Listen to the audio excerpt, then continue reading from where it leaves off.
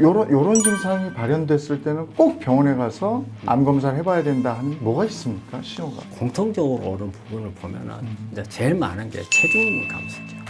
그 다음에 이제 우리가 일반적으로 생각 면역 저하가 왔을 때 우리가 이제 암이 빨리 성장할 수 있는 그런 영향이 줄 수 있는 부분이거든요. 원인 모르는 통증이 나올 때 이럴 때 이제 보면은 이제 그런 부분들을 의심을 해야 되잖아요. 그래서 5년 동안 재발하지 않으면 완치하셨습니다 이래요. 그럼 완치가 된 겁니까? 5년이라는 기준은 암에는 5년이라는 기준이 원래 없어요. 절대 그건 완치가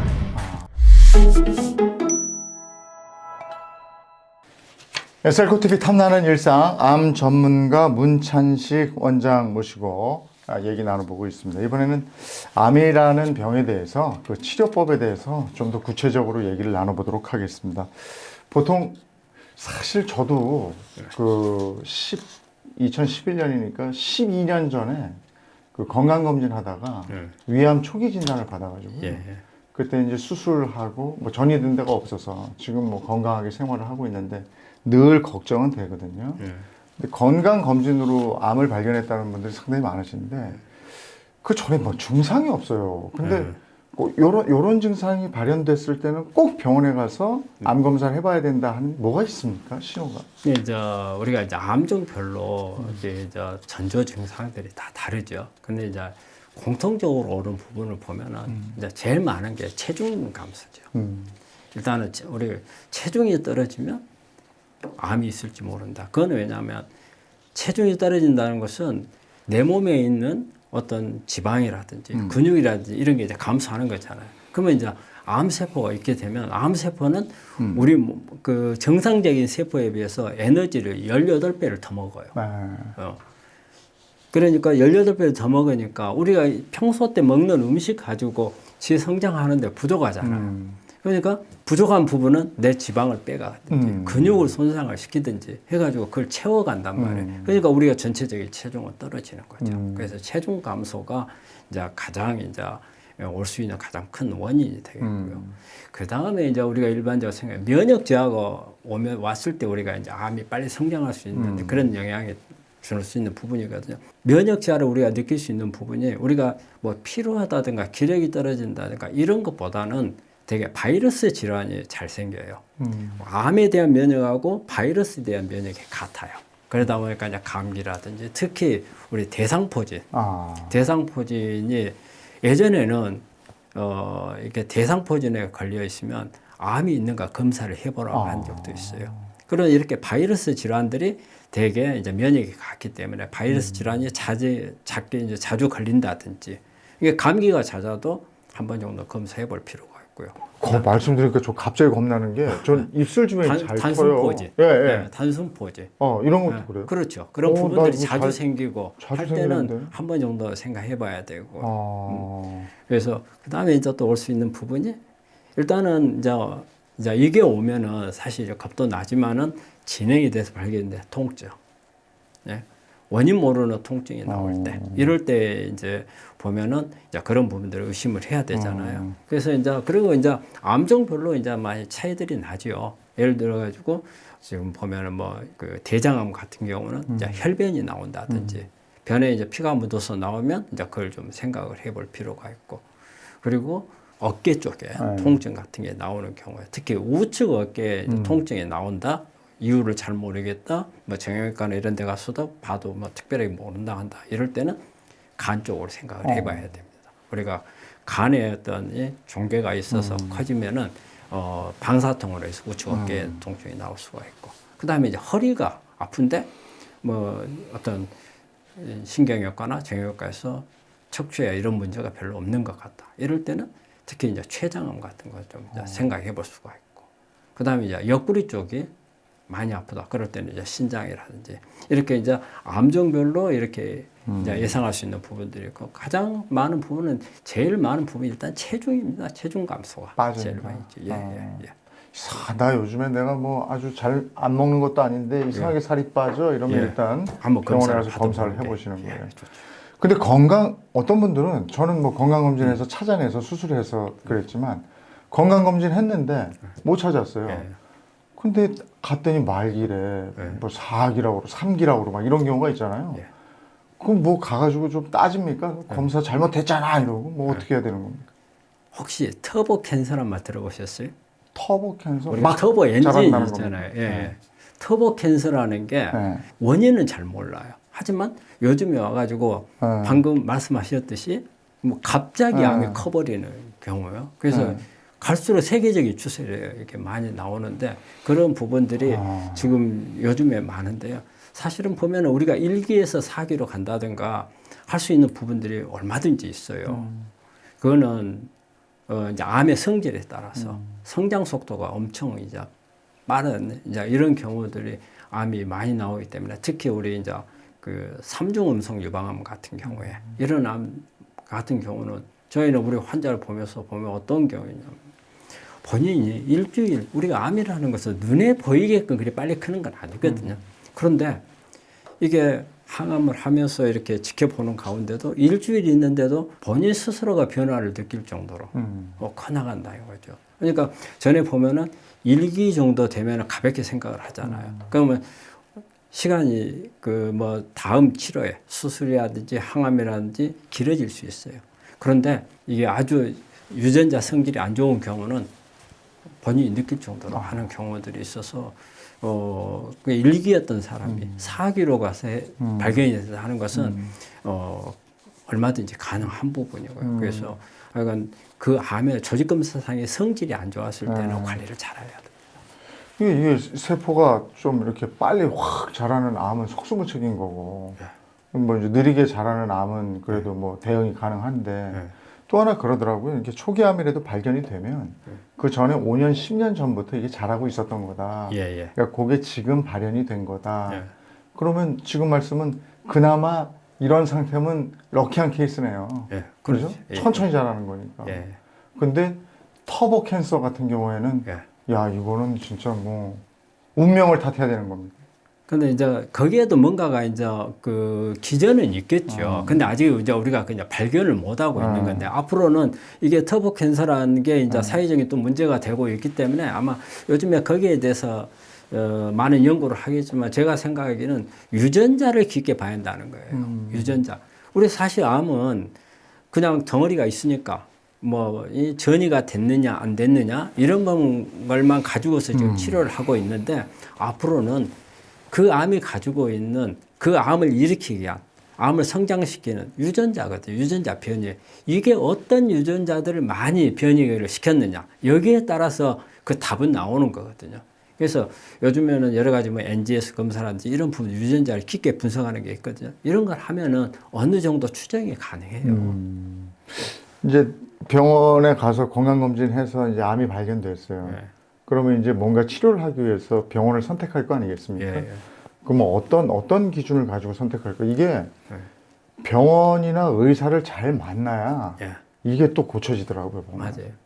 그게 의사를 잘 만나는 것도 보면은 복이잖아요. 근데 우리가 일반적으로는 유명한 병원, 그 다음에 언론에 많이 알려진 의사, 또 어떤 경우는 누가 친지들 소개하는데 또 아니면 집 가까운데 이런 걸 가지고 선정하는 경우가 대부분이잖아요. 근데 제가 오랫동안 이렇게 환자 보면서 느낀 건 뭐냐면요. 제일 먼저 우리가 대학에 가서 교수들 앞에서 3분 이상 못 있잖아요. 맞아요. 그 판단 못 하잖아요. 바로 사람들 그렇죠. 들어와야 되니까. 그러면은 그 교수를 만나기 전에 내가 준비해야 될 부분이 있어요. 뭐냐? 내가 암에 대해서 공부를 해야 돼요. 내가 가지고 있는 암에 대해서. 그리고 그렇게 해야 내가 일단은 암에 관한 지식을 가지고 그 다음에 내가 모르는 부분은 내 주변에 있는 의사들이나 잘 아는 전문가들을 통해서 내 암에 대해서 조언을 받는 거예요. 그래서 내 암에 대해서 어떻다는 거 어느 정도 앞으로 치료가 어떤 게 있다는 것도 일단은 내가 지식을 갖고 그 다음에 교수를 만나서 그 교수가 나하고 공감할 수 있는 교수인가 내가 지금 하고자 하는 방법하고 맞는가 그런 부분들을 하면은 오히려 조금 더 내가 판단을 하기가 쉽죠. 제 모토가 뭐냐면 우리 병원 앞에다 딱 써놨어요. 암과 암.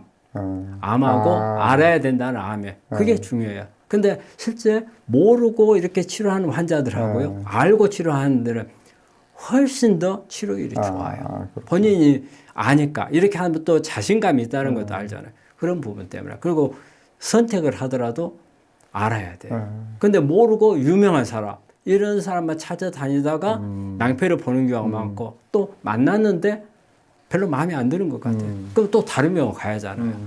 빙빙빙빙 돌다 보면 시간만 다 가버려요. 그러면 암은 내가 이렇게 환자 이 치료 방법이라든지 의사를 만나는 동안에 이 주인을 위해서 쉬어주는 게 아니란 말이에요. 계속 쥐는 커가고 있어요. 그러니까 빨리 선택을 해야 되거든요. 빨리 선택하려면 제일 좋은 거는 자기가 공부를 하는 수밖에 없다는 겁니다. 암에 걸렸을 때 이제 사람들은 너무 무서우니까 예, 이거 어떡하나 뭐 여기저기 막 하는데 빨리 공부하고 선택을 해라 이런 말씀을 해주신 거고 이제 암을 치료해요. 뭐 수술을 한다든지 뭐 이렇게 해요. 그래서 5년 동안 재발하지 않으면 완치하셨습니다 이래요. 저도 5년 동안 잘 관리하셨습니다 라고 상장 하나 주시더라고요. 그럼 완치가 된 겁니까?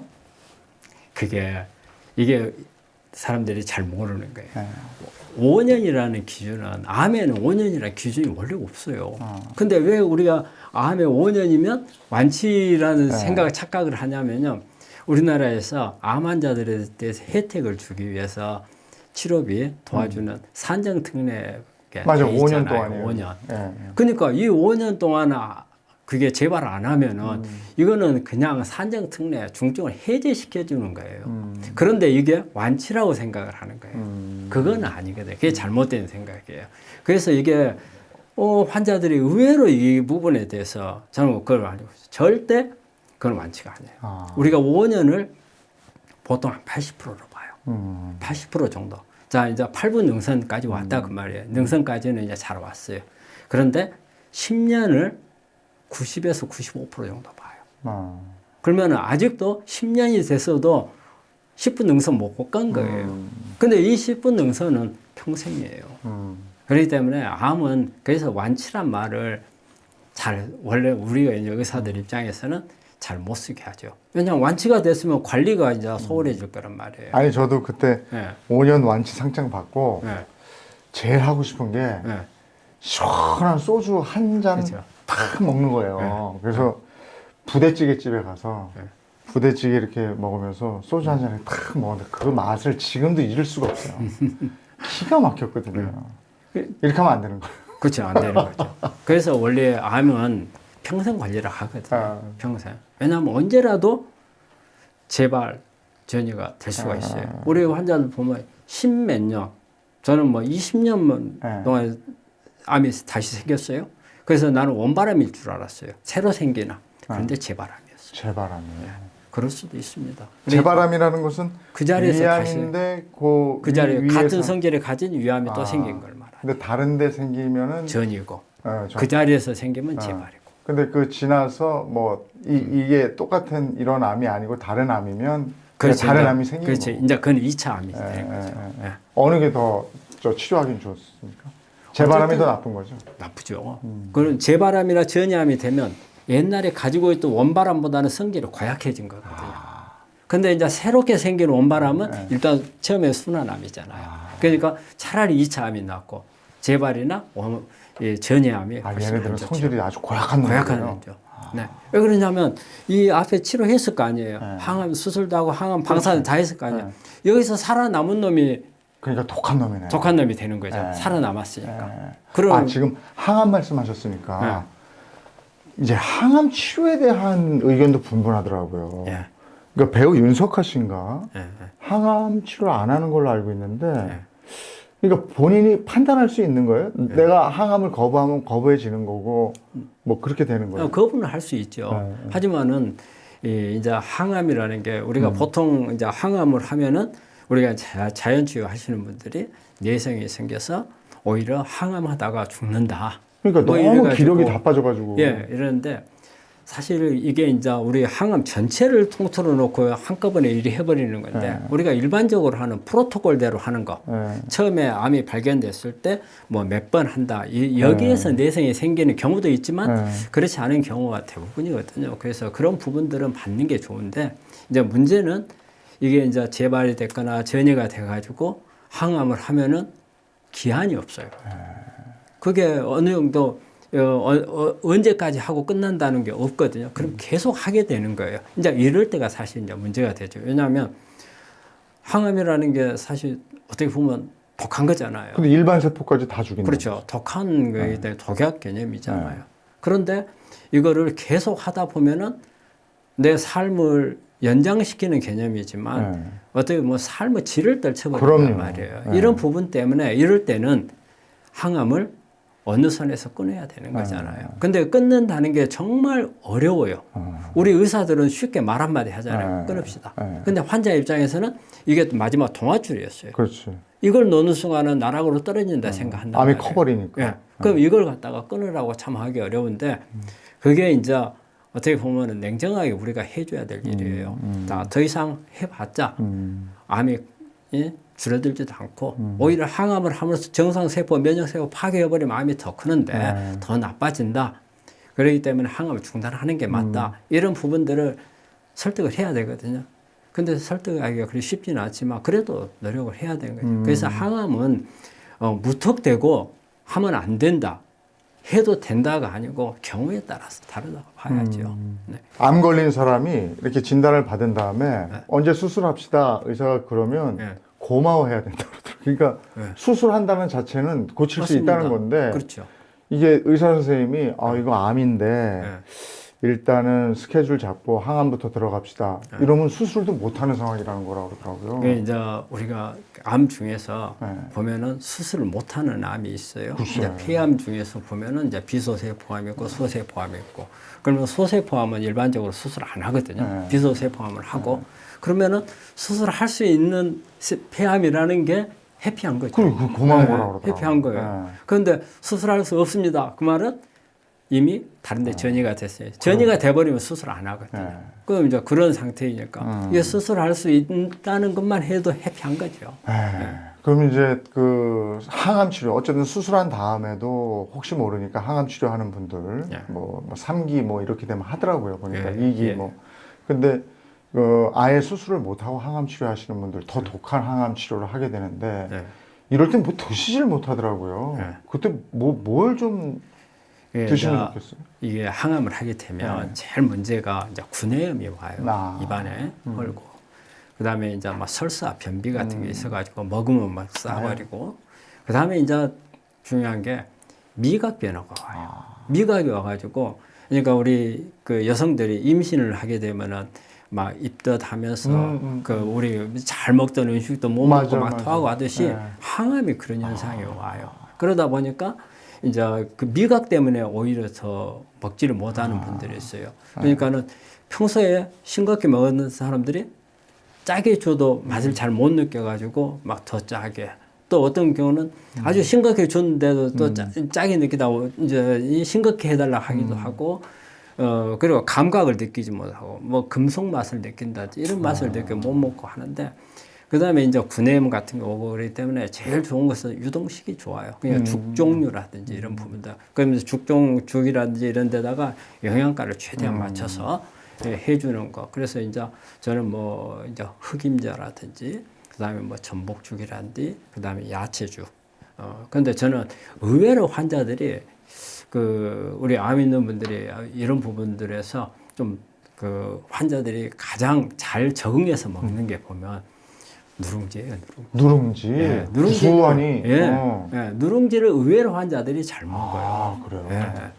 그래서 어떤 영양가 있는 것을 너무 맞추려고 하다 보면 막 고단백 해가지고 고기 같은 거 막 하잖아요. 근데 소화 못 시키는 경우가 많아요.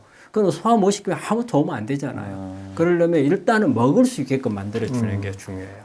그래서 우리 이제 제 경험으로 우리 환자들 이렇게 볼 때는 누룽지를 참 좋아해요. 구수하니 괜찮죠. 잘 적응. 그리고 그거 있던데. 저도 어머니 아버지 그 오래 병원 누워 계실 때 뭘 잘 못 드시니까 영양분은 공급해야 되고 그러면 캔에 나와 있는 게 있어요. 근데 그게 굉장히 좋다고 그러더라고요. 그 암 환자도 그걸 많이 먹죠. 그렇죠. 그걸 많이 먹고 요즘에는 다양한 제품들이 나와 있어서 맞아요. 그게 이제 그런 부분한테 이제 이거는 우리 환자들이 이제 이게 항암이나 이렇게 힘들 때 그것을 먹는 건 좋아요. 그런데 이제 잘못 생각하고 있는 게 하나 있어요. 이 부분이 암 치료약입니다. 치료 개념의 영양식이라고 생각하는 거, 그건 좀 잘못되어 있어요. 그러니까 이 안에는 영양소 비율을 맞춰가지고 준 거잖아요. 그다음에 유동식으로 그런 개념이 있지만 이게 암 세포를 치료하는데 도움이 될 수 있는 그런 식사는 아니라는 거죠. 어쩔 수 없으니까 먹는 건데. 근데 환자들이 평소 때도 그걸 먹으려고 하는 환자들이 있어요. 그래서 그거는 아니라는 거죠. 그리고 우리가 이제 암이 무섭고 건강하지 않은 삶이 무섭기 때문에 요즘에 각종 건강 보조 식품들을 많이 먹어요. 저도 그거 배부를 정도로 먹고 있거든요. 왜냐하면 한번 걸렸었기 때문에 좋다는 거는 또 제가 그런 프로그램들을 해서 주시면 다 먹어요. 그건 어떻습니까? 이게 이제 뭐 건강기능식품은 정제된 건 아니거든요. 농축이죠. 농축이기 때문에 우리가 약 개념하고는 다르니까 부족한 부분들을 이제 보충하는 개념으로서 이제 먹는 것은 괜찮아요. 그런데 사실 보면 책이나 이런 데 보면은 안 좋다는 건강기능식품이 없잖아요. 다 좋다고 나와 있잖아요. 우리 환자들이 어떠냐면요. 전부 물어보면은 상담 끝나고 나면 나 이거 먹고 있는데 어때요? 저거 있는 먹으면 어때요? 물어본단 말이에요. 그럼 저는 그래. 다 가지고 와. 일단 다 가지고 와. 그럼 내가 거기서 골라줄게요. 그런데 가지고 오면 보따리째 들고 와요. 그 요만한 큰 보따리가 들고 와요. 그러면 온갖 게 다 들어있어요. 그래서 그렇게 먹는 것은 좋은 게 아니고 그거는 그렇게 먹으면 오히려 간이나 신장 엄청 부담 가죠. 꼭 필요한 거. 근데 꼭 필요한 것은 그 사람 상황에 맞추는 거거든요. 그게 어느 것이 좋다 나쁘다 보다는 그 사람이 부족하고 잘못되어 있고 하는 부분을 고칠 수 있는 부분을 이제 그렇게 먹어야 되는 거고. 그래서 기능식품을 너무 가까이 하는 것보다는 중요한 것은 내 평소 때 내가 쉽게 할 수 있으면서도 내 건강을 약이나 기능식품보다 더 좋은 것을 할 수 있는 것들이 많이 있거든요. 그래서 이제 그런 부분들을 보면은 이제 뭐 제일 저는 이제 우리 환자가 강조하는 게 산성화를 억제해야 된다는 거죠. 우리 모든 먹는 음식이 다 산성물질이란 말이에요. 그래서 아까 비트 말씀해 주셨어요. 그렇죠. 이제 그런 부분들 산성화를 막을 수 있는 그 다음에 이제 운동을 이제 체계적으로 만든 너무 격하지 않게. 유산소 운동 50분. 그다음에 근력 운동 5분에서 10분. 이제 이런 부분들로 꾸준히 그리고 이제 보통 운동하다 보면 환자들이요, 막 운동할 때 열심히 해요. 그래서 또 안 할 때는 또 안 해요. 안 하고 그런 게 아니고 규칙적으로 그런 이제 운동을 열심히 하고 그 다음에 이제 과식을 안 해야 되는데 아까도 말씀하신 과식 어려운데 과식을 이제 이렇게 피해야 되고요. 그 다음에 생활 습관이 규칙적으로 내 생리 리듬을 정확하게 그 환경에 맞춰가지고 유지시켜 주는 것도 내 면역이 잘 버티는 이제 그런 개념이기 때문에 그런 부분이라든지 이제 그 외에 이제 잠을 잘 자야 되는 거. 그리고 또 하나 중요한 거는 마인드예요. 긍정적인 마인드를 항상 가지고 있어야 한다는 거죠. 그리고 스트레스가 받을 수 있는 것을 어떻게 해서든지 피해야 되는 거. 자기가 스스로 스트레스를 만들지 않아야 돼요. 남이 주는 스트레스 어쩔 수가 없지만. 그게 스트레스를 현대인이 안 받을 수 없기 때문에 스트레스를 내 나름대로 풀 수 있는 방법을 알아야 된다고 그러더라고요. 근데 그걸 술로 풀면 안 되고. 술로 풀면 안 되죠. 그래서 스트레스는 그런데 되게 우리 암 환자들 보면은요, 스트레스가 자기가 만드는 스트레스보다는 남이 만들어주는 스트레스가 많아요. 그러니까 스트레스 안 받을 수 없다. 안 받을 수가 없기 때문에 그래서 이제 우리가 스트레스는 만들지 마라 하는데 사실은 참 어렵거든요. 그럼 이제 그런 보면 스트레스를 어쩔 수 없이 받아요. 그러면 이제 그 다음에 그러면 받고 나서 어쩔 수 없으니까 그냥 견뎌야 되느냐? 그건 아니잖아요. 나는 어쨌든 암을 치료해야 되는데 그럴 때 필요한 게 이제 심신요법이라든지 명상이라든지 이런 부분들을 통해서 희석을 시켜가야죠. 희석을. 이제 그런 방법들을 이제 그 암은 심리적인 부분이 엄청 커요. 맞아요. 심리적인. 저도 들은 얘기는 화날 때 참는 사람하고 화날 때 화를 내는 사람하고 화날 때 참는 사람이 암에 더 걸린다 그래요. 맞습니다. 왜냐하면 그것을 참으려면은 내 몸 안에서는 긴장을 갖다가 엄청 해야 되는 거예요. 그러면 교감신경이 막 올라가요. 교감신경이 올라가면 면역은 떨어지거든요. 부교감신경이 올라가야 되는데 그러니까 참는 것보다는 뿜어내야 돼요. 아니, 그러면 선생님 나쁜 사람이 더 오래 사는 겁니까? 맞아요. 그래서 우리가 목사님이나 나 일찍 죽겠다. 목사님이나 신부님이나 지금 그 보면은 스님이나 참는 분들. 예, 그분들이 암에 걸려갖고 오잖아요. 네. 그러면 그분들이 신도들한테 암에 걸렸다는 거 감춰요. 왜 그러냐면 일반적인 개념은 암에 걸리면 내가 무슨 죄를 지어서 암에 걸렸나 이 생각을 한단 말이에요. 근데 성직자가 돼가지고 암에 걸렸어? 좋은 말만 하고 하는 분들이 암에 걸리면 저 사람이 무슨 죄를 지었까지 했나 그러니까 감춰요. 그럼 제가 이제 그 이야기를 해요. 자랑을 하십시오. 그럼. 자랑을.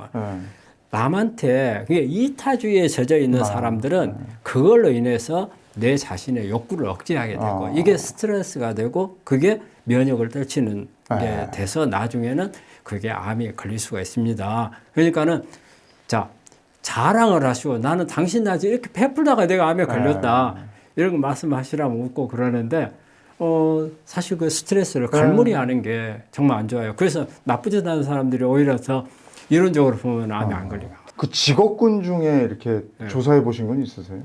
참는 직업이 많이 걸릴 거예요. 참는 직업이 많아요. 그죠? 그러니까 아까 성직자분들이 또 많을 수 있고요.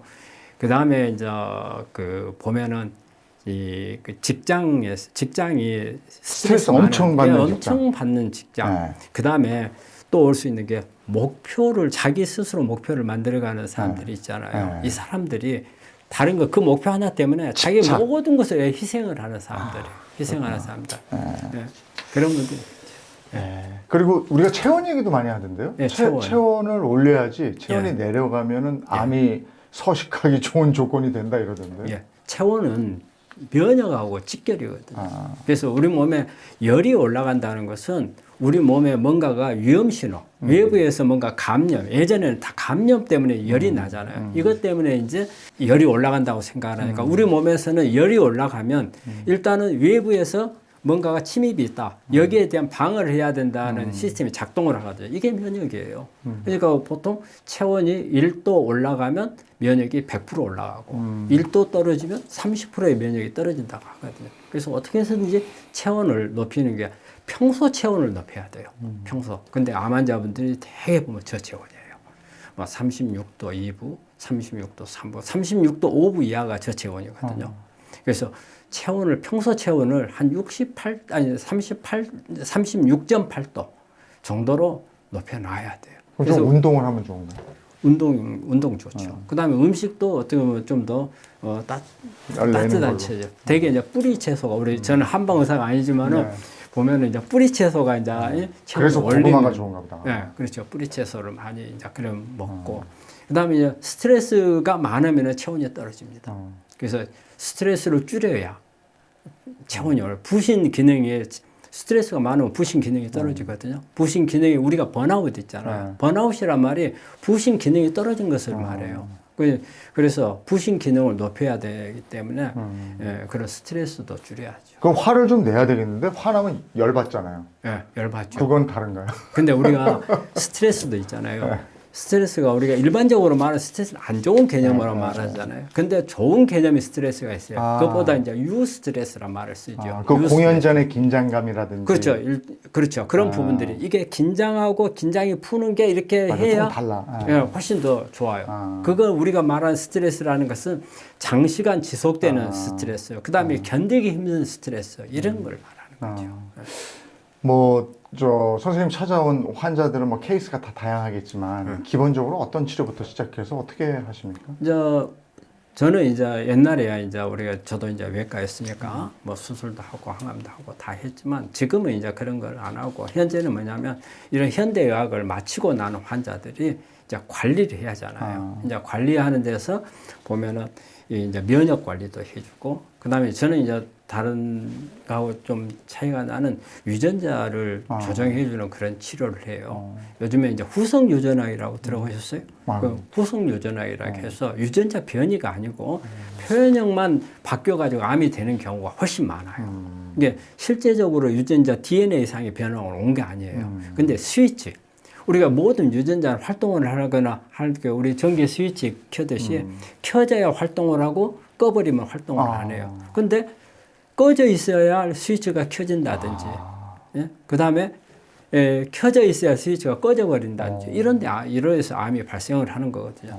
그러면은 꺼져 있는 것을 켜거나 켜져 있는 것을 끄는 것을 우리가 할 수 있는 게 그게 이제 그 유전자를 조절해 주는 거. 그래서 그 후성 유전학적인 치료거든요. 이런 거는 우리가 파이토케미칼을 이용을 했어요. 파이토케미칼이라는 게 바로 식물들이 가지고 있는 물질이거든요. 특히 식물들 껍질에 가지고 있는 물질이에요. 그래서 이런 물질들이 이게 그 식물 입장에서 독이거든요. 우리는 이제 그걸 갖다가 고상하게 파이토케미칼 용어를 써가면서 이걸 가지고 근데 이게 의외로 유전자를 조절을 해요. 그래서 이제 그런 부분들을 이제 가지고 유전자 그러니까 한마디로 암을 성장하도록 신호를 주는 신호를 차단하는 거죠. 그래서 이제 그런 부분들이라든지 그다음에 이제 우리가 환자가 본인도 모르는 이제 암에 성장하기 좋은 환경들이 있잖아요. 이런 부분들을 이제 개선을 해주고 고치게끔 만들고 그런 이제 교육 같은 걸 시켜주고 그런 부분도 우리가 감당을 하고 있는 거죠.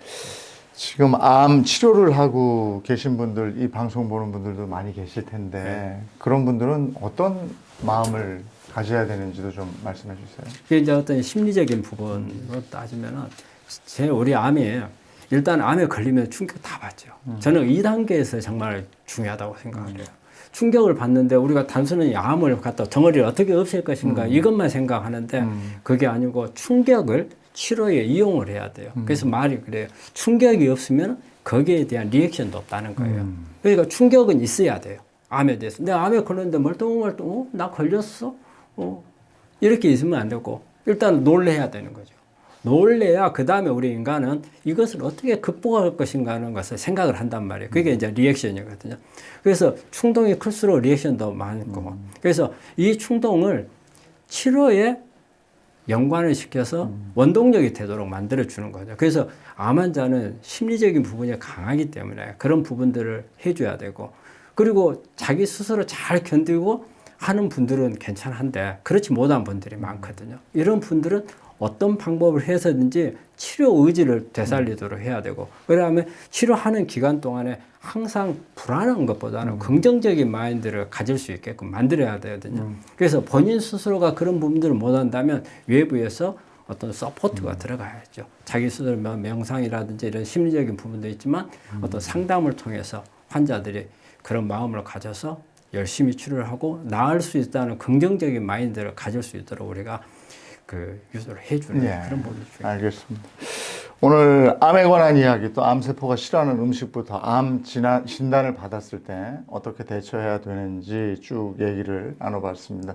문찬식 원장님과 얘기 나눠봤는데 조금 시간이 부족한 것 같아서요. 좀 더 들을 얘기가 많은 것 같아서 그 원장님 바쁘시겠지만 또 시간이 되시면 저희 셀코 TV 한번 나와주시면 이어서 좀 얘기했으면 좋겠어요.